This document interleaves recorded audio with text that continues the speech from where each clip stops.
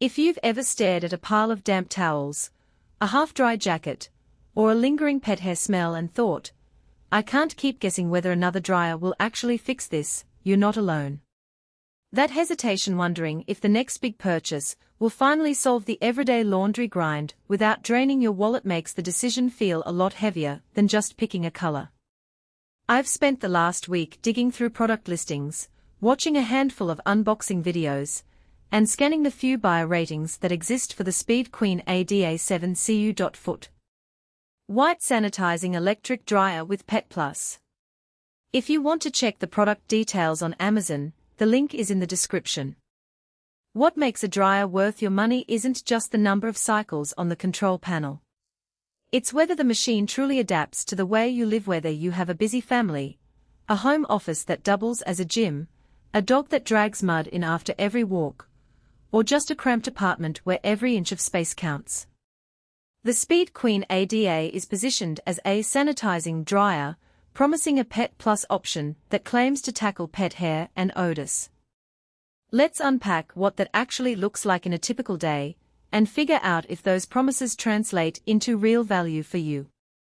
First, the basics. This unit offers 7 preset cycles and 4 auto-dry programs.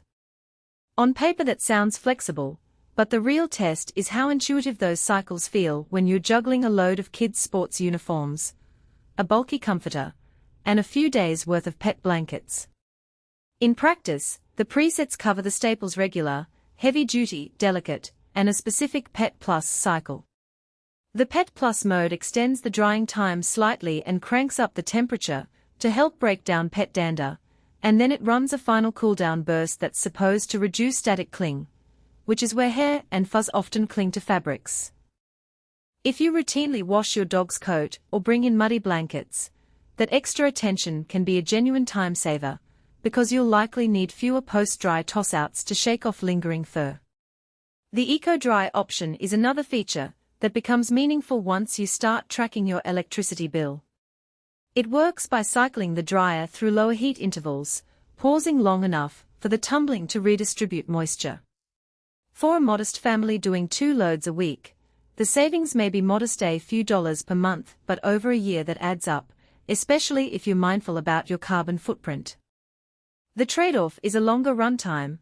A standard cotton towel load that would finish in about 30 minutes on a high heat setting can stretch to 45 minutes or more on EcoDry. If you're often in a rush and can't afford that extra half hour, the option might sit unused, which is something to consider. One of the most practical strengths of the ADA model is its 7-cuffed drum. That volume is a sweet spot for medium-sized households. It can handle a king-size comforter with room to spare, yet it's still compact enough to fit into a standard laundry closet without demanding a dedicated dryer room. In our test setup, the dryer slid into a pantry-sized space, and the front load door opened wide enough to load bulky items without cramming. The dishwasher-style door also includes a lint trap that's easy to clean, a small convenience that prevents the dreaded fire hazard many older models pose when lint builds up unseen.